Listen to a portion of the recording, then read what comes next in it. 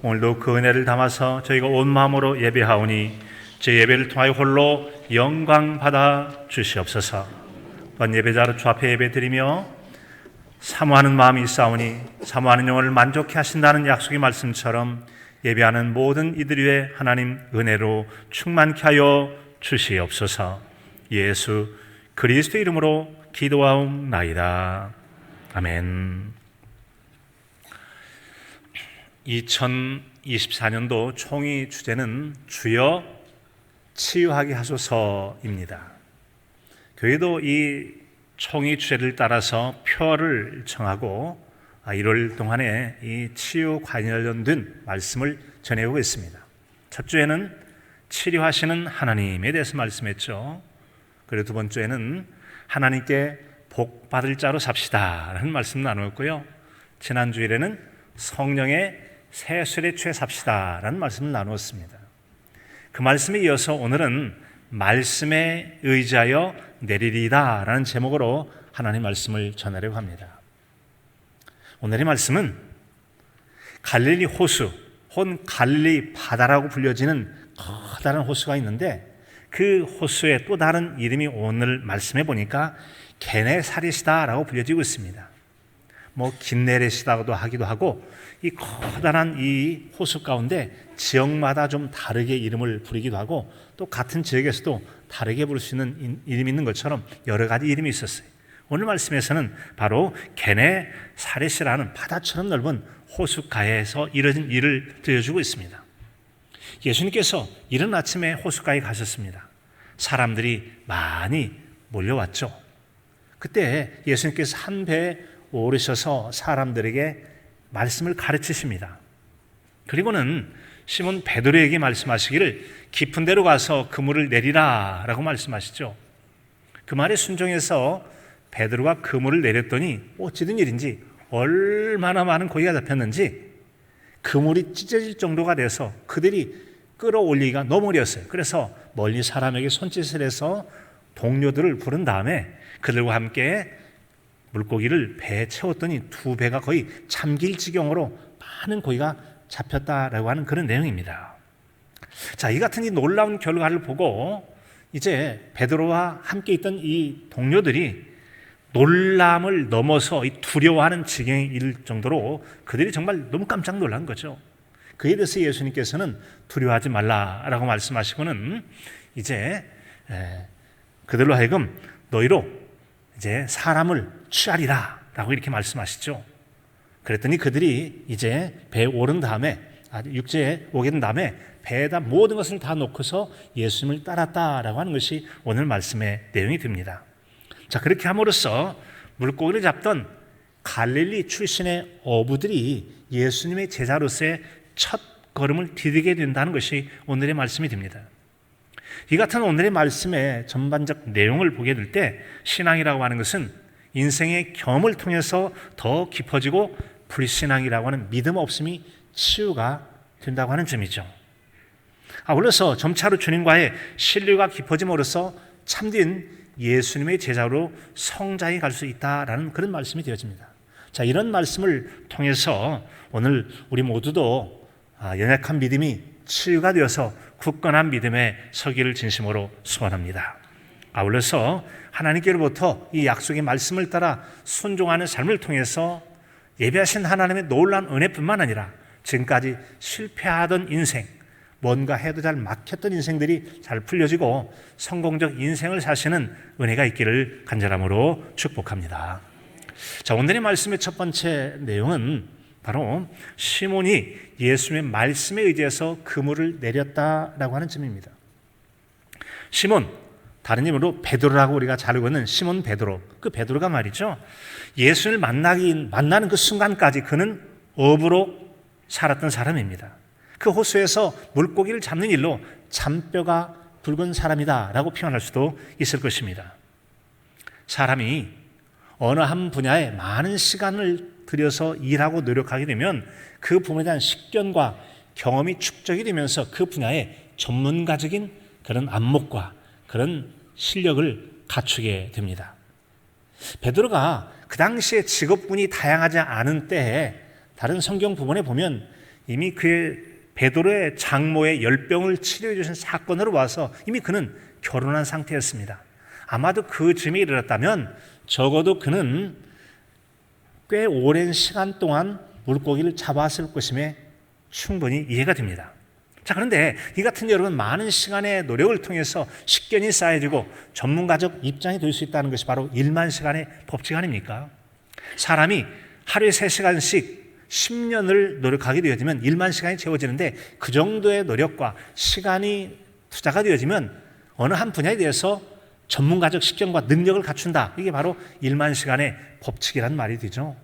베드로가 이미 그 결혼하고 지금까지 물고기를 잡아왔던 연도로 보면 충분히 10년 정도는 됐을 것이고, 하루 3시간씩 이상의 평균을 잡자면 그도 충분히 전문가적 입장에 있었을 것입니다. 그런데 바로 그에게 오늘 예수님께서 말씀하십니다. 4절에 보니까 깊은 데로 가서 그물을 내려 고기를 잡으라 라고 말씀하십니다. 그는 그 이전 경험이 많은 어부로서 밤이 새도록 물고기를 잡았습니다. 그런데 그렇게 그물을 애써서 그물을 내렸음에도 불구하고 물고기 하나 잡지 못했던 그에게 말씀하시는 분은 목수 출신의 예수님이라고 하는 것이죠. 그런데 바로 그 같은 예수님께서 그에게 다시 그물질을 하라고 말씀합니다. 어떻게 하죠? 이어지는 5절에 보니까 시몬이 대답하여 이르되 선생님, 우리들이 밤이 새도록 수고하였으되 잡은 것이 없지만은 말씀에 의지하여 그물을 내리리이다. 말씀에 의지하여 그물을 내리리이다. 이처럼 여러분, 베드로는 예수님의 깊은 데로 가서 그물을 내리라는 말씀에, 아니 이거 보시오, 우리가 그래도 이 물고기 잡는 일에는 이 호수에서 참뼈가 굵은 나도 전문가요.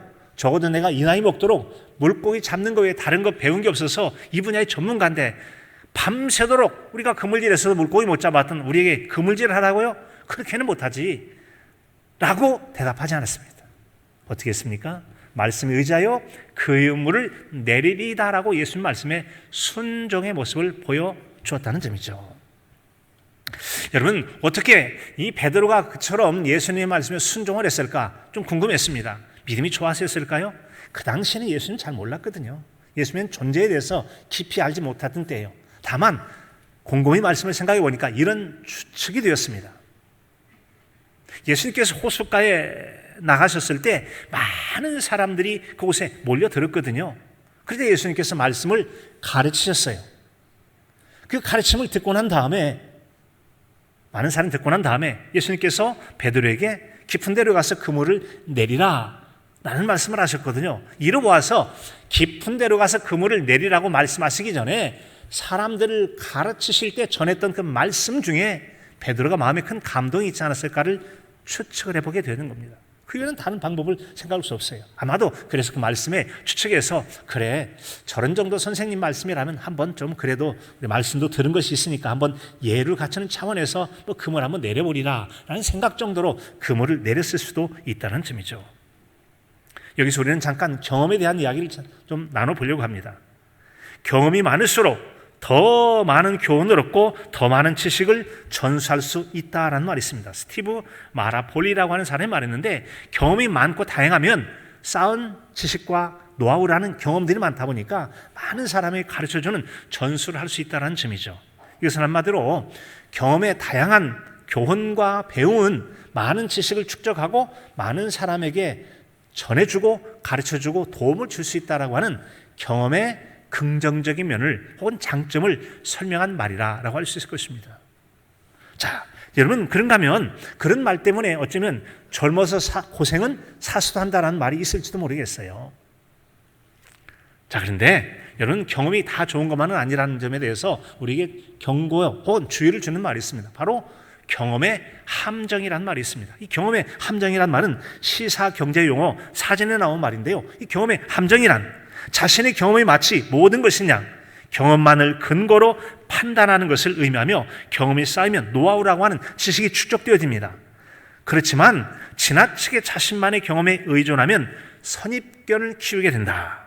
기업도 경험이 많은 기업이 오히려 새로운 기회를 포착하는 데 어려움을 겪을 수도 있다라고 말하고 있습니다.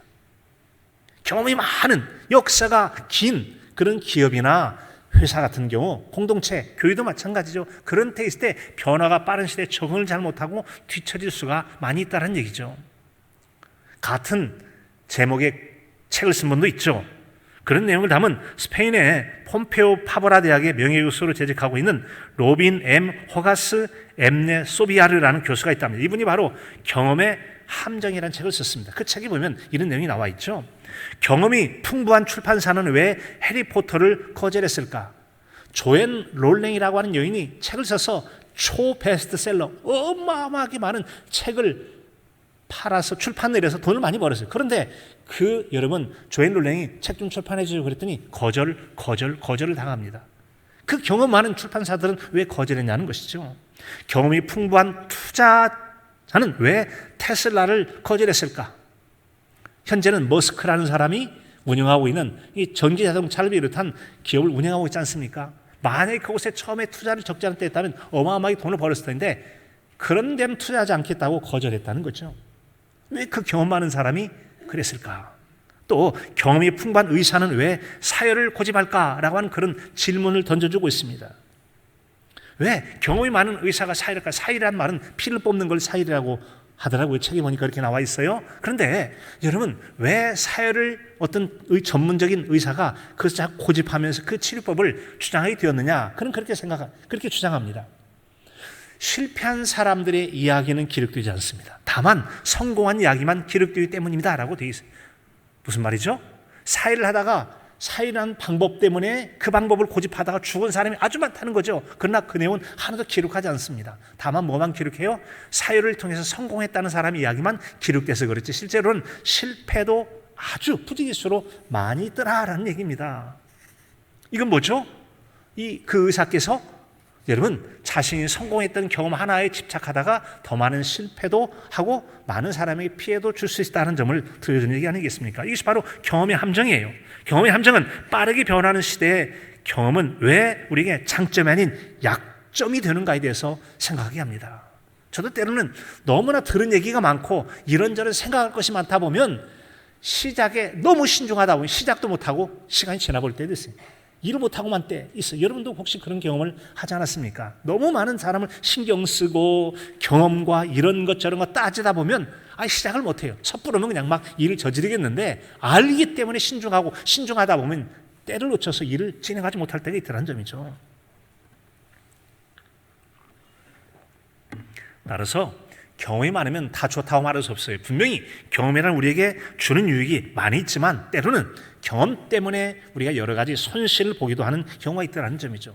그런 한 예를 그 책에서는 마시멜로 챌린지라고 하는 예를 통해 들려줍니다. 마시멜로라는 것은 솜사탕처럼 부드러운 그런 과자 있잖아요. 그게 마시멜로 챌린지는 쌓아 올리기예요. 수수깡 같은 거를 끼우듯이 이 마시멜로, 파스타, 테이프 등을 통해서 이렇게 탑을 쌓듯이 높게 쌓는데 경영학을 공급한 고급의 공부를 하던 사람이 애들하고 시합하면 100% 다 진답니다.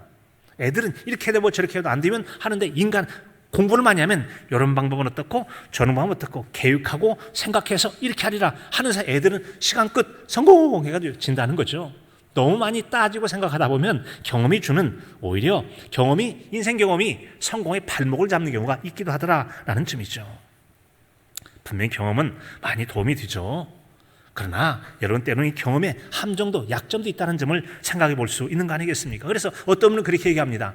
경험이 많은 사람에게는 그 사람 가슴속에 2마리의 개를 키운다라는 말이 있어요. 2마리 개를 키운다. 어떤 개냐고요? 선입견과 편견이래요. 사실은 이 견자는 볼견자거든요. 안목을 얘기하는 건데 우스갯소리로 이걸 바꿔서 개견자로 바꿔가지고 2마리 개가, 즉 편견과 선입견이 경험이라고 하는 장점들이 잡아먹어서 큰 손해를 끼친다는 거죠.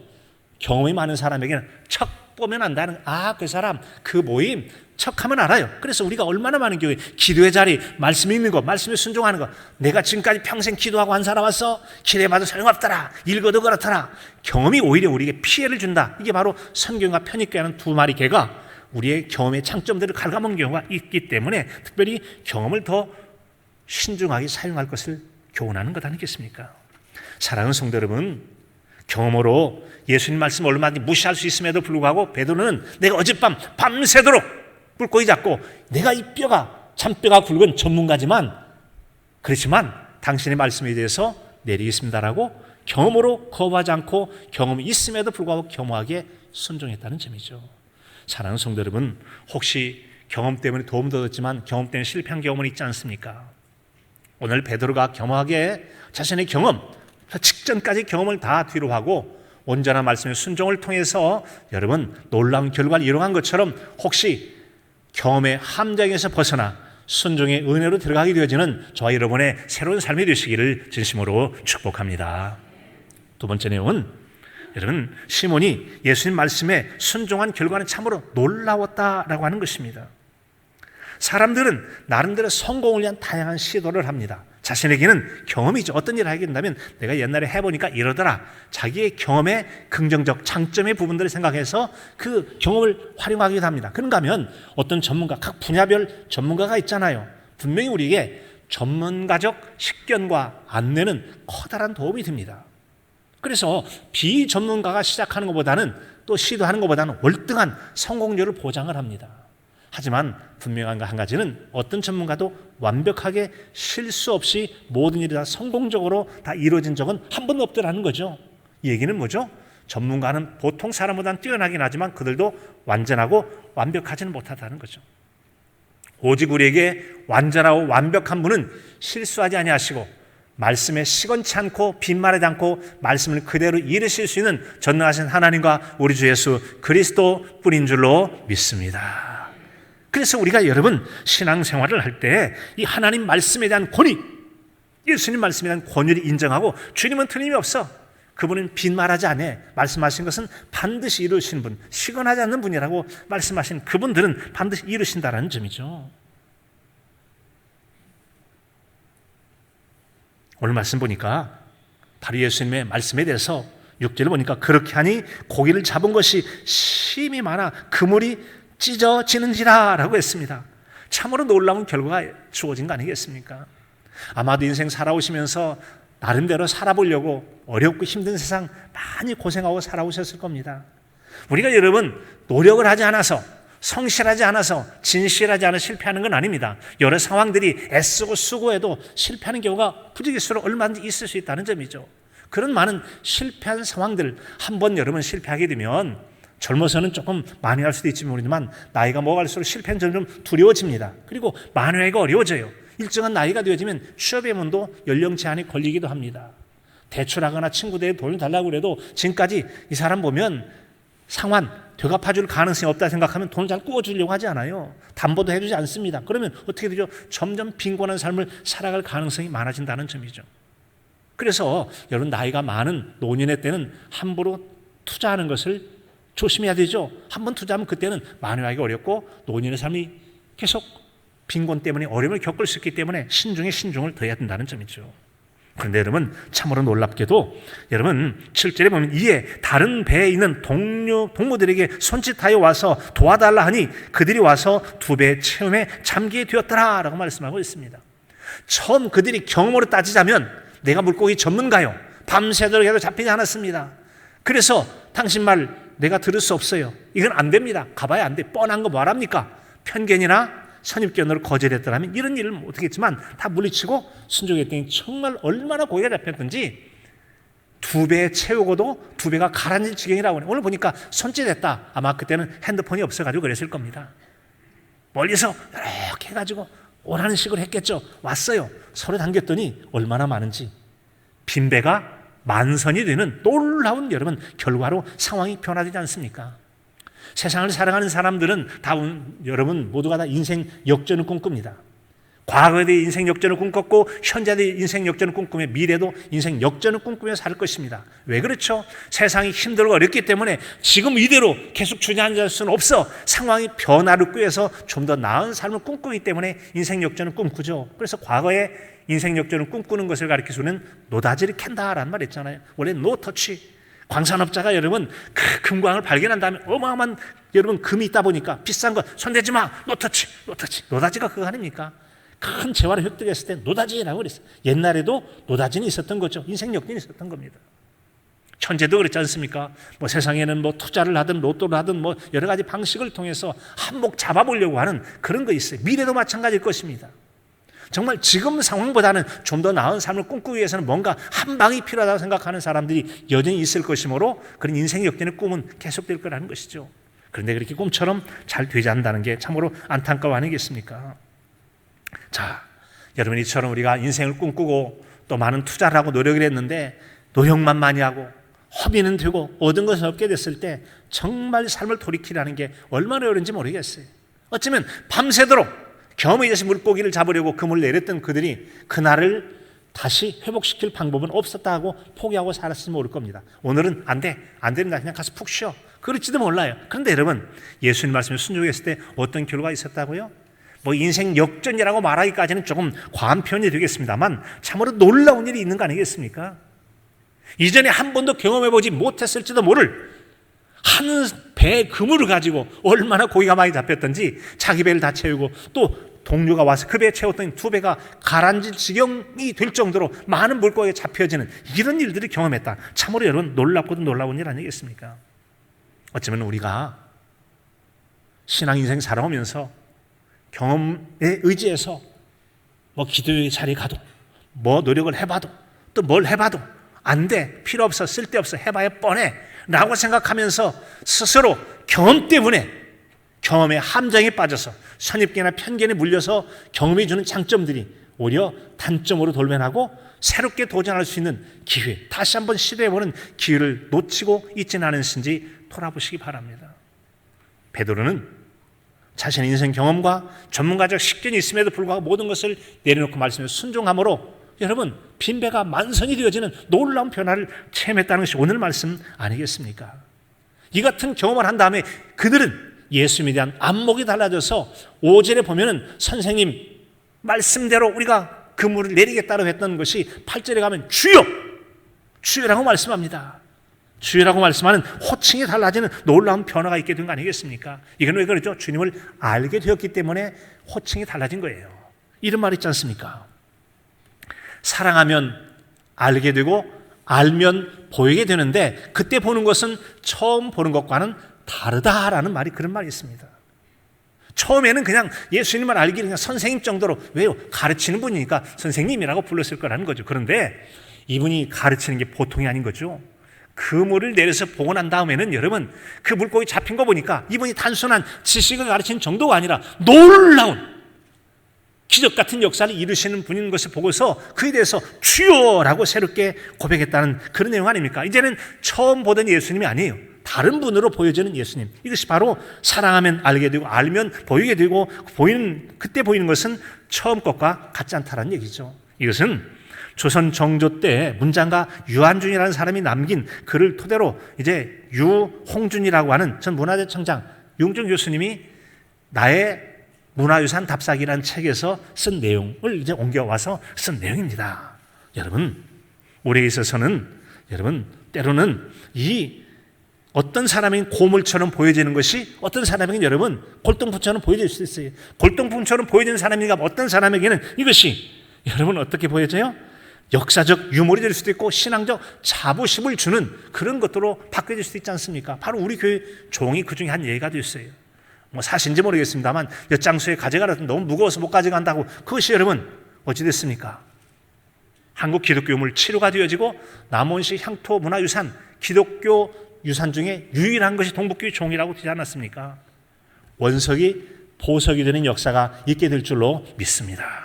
안목이 달라지면 새롭게 보여지고 평범한 것도 놀라운 가치를 발견해서 활용할 때는 원석이 보석으로 바뀌어지는 그런 놀라운 역사가 있을 수 있다는 거죠. 이것은 세상 말로 하면 아는 만큼 보이고 보는 만큼 느낄 수 있다는 거죠. 이것이 바로 전문가예요. 보통 사람은 그냥 지나간 걸 전문가는 식견이 다른 모습 보고 아니야 이건 어때?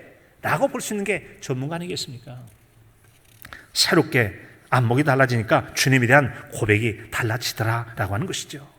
말씀에 대한 순종을 통해서 은혜를 체험하고 주님에 대한 식견이 달라짐을 통해서 그저 예수님이 있으려니 하는 것이 아니라 그분은 정말 우리 인생을 달라질 수 있게 하는 진정한 참된 주님이시라고 하는 고백이 달라지는 놀라운 역사, 순종의 은혜를 체험하는 저와 여러분의 삶이 되시기를 간절함으로 축복합니다. 세 번째로는 어부들이 예수님을 절대 신뢰하는 제자가 되었다라고 하는 것입니다. 이 시몬 베드로가 예수님 만났을 당시에는 바닷가에서 말씀을 전하십니다. 그리고 베드로의 그 배를 좀 이용할 테니까 바다에 좀 떼라고. 그래서 배에 올라 앉으신 후에 배를 떼어줄 때 배를 빌려주는 어부와 예수님과의 관계였습니다. 하지만 오늘 말씀을 이제 마치는 이 순간에는 그는 바로 예수님께 이제 참된 제자의 위치까지 변화가 되는 놀라운 은혜를 보게 된다는 거죠. 새로운 신분의 변화를 느낄 수가 있습니다. 오늘 말씀 9절에 보니까 이는 자기 및 자기와 함께 있는 모든 사람이 고기 잡힌 것으로 말미암아 놀라고 세베대의 아들로서 시몬의 동업자인 야고보와 요한도 놀랐습니다. 예수께서 시몬에게 이르시되 무서워하지 말라. 이제후로는 내가 사람을 취하리라. 사람을 취하라는 말은 어부들이 얘기하는 내가 사람을 낚시하리라 라는 그런 얘기죠.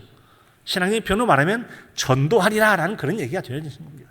여러분, 지금 이들이 물고기 잡힌 것을 보고 놀라고 놀랐다고 했는 놀람을 지나서 두려워했다라고 표현하고 있습니다. 예수님 그들 마음 보니까 깜짝 놀라서 이제 이게 도대체 어떤 거야? 저분이 누구시게? 하고 여러분 두려워 떨고 있는 그런 상황이에요. 정신 깨! 이제 여러분들이 물고기 잡는 것에 깜짝 놀란 일이 있었지 앞으로 여러분들이 사람을 그렇게 낚아서 이제 전도하게 될 것이라고 하는 새로운 사명을 그들에게 부여해 주지 않습니까? 새로운 사명을 부여해줘요. 그래서 11절에 보니까 그들이 배들을 육지에 대고 모든 것을 버려두고 예수를 따르니라. 버려두고 예수를 따르니라. 처음 그들이 여러분 그물을 내리라 했을 때는 선생님밖에 안 보였잖아요. 그런데 이제 이 일을 경험한다면 주여라고 말씀하면서 여러분 새로운 신앙의 고백이 있었음을 보게 됩니다. 완벽한 예수님에 대한 신뢰가 있었기에 이제 그들은 그동안 직업으로 삼았던 그물과 배를 다 두고 예수님을 따랐다라고 말씀합니다. 예수님께 신앙적 은혜를 체험하면 모든 직업을 다 버리고 전도자로 살라. 그런 말은 결코 아닙니다. 분명한 사실은 예수님에 대한 신뢰를 통해서 기적 같은 은혜를 체험하게 되어지면 예수님에 대한 신뢰가 깊어지고 절대적 신뢰는 우리 인생을 새롭게 하는 놀라운 변화와 은혜를 체험하게 될 줄로 믿습니다.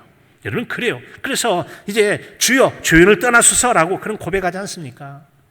그물질의 경험이 오히려 그에게 함정이 될 수 있을지 모르지만 오히려 그물질의 경험을 다 뒤로 하고 순종했을 때 체험했던 놀라운 기적이라고 하는 것은 내가 당신을 따르기 너무나 부족한 죄인에 불과합니다. 떠나십시오. 저 같은 자는 부족합니다. 라고 고백했다는 거죠. 아니야.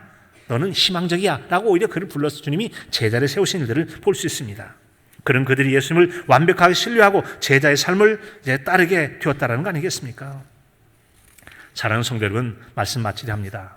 베드로 일행은 경험이라고 하는 것, 그들의 경험이 우리에게 간접적으로 교훈이 된다면 경험에 함정이 빠지지 않고 겸손한 순종하게 됐을 때 말씀하신 것을 절대 책임지시는 하나님께서는 비록 지금까지 경험이 우리에게 때로 함정처럼 불신앙적이고 말씀이 옳은 줄 알고 순종해야 되는 줄 알지만 순종이 되지 않는 여러분에게 다시 한번 겸허하게 베드로처럼 그물을 내리는 순종을 통해서 놀라운 은혜 체험을 하는 역사가 있기를 간절함으로 축복합니다. 우리 주님 말씀하십니다. 제가 자주 인용하는 요한복음 14장 21절 나의 계명을 지키는 자라야 나를 사랑하는 자니 나를 사랑하는 자는 내 아버지께 사랑을 받을 것이요 나도 그를 사랑하여 그에게 나를 나타내리라. 사랑하는 사람이 사랑받고 그런 사람에게 함께 해주신 임마누엘의 은총이 만다는 것이죠. 또는 잠언서 8장 17절 나를 사랑하는 자 나의 사랑을 입고 나를 간절히 찾는 자를 만나 주시겠다고 말씀하셨어요. 다시 한번 2024년도 우리의 불신앙을 치유하고 겸허한 순종의 삶을 통해서 새롭게 베드로가 빈 배를 만선으로 가득 채워 그 인생의 실패를 성공으로 바꿔갔던 것처럼 여러분들도 불신앙이 치유되어지고 실패된 인생을 성공적 인생으로 하나님의 풍성한 은혜 삶으로 새롭게 사시는 복 있는 저와 여러분의 신앙의 삶이 되실 수 있기를 간절함으로 축복합니다. 하나님 아버지, 베드로가 경험 많은 자였고 많이 수고했지만 그러나 모든 자기 생각 내려놓고 예수님 말씀에 순종했을 때 빈배가 가득 채워지는 놀라운 결과를 보았습니다. 우리 인생 중에도 혹시 경험 때문에 하나님 앞에 말씀 묵상이나 기도나 순종에 대한 연약함이 있다면 다시 회복시켜 주시고 순전한 마음으로 순종하여 베드로의 그 경험 같은 놀라운 기적과 은혜를 체험하며 사는 복된 한 해가 되게 하여 주시옵소서. 예수 그리스도 이름으로 기도하옵나이다. 아멘.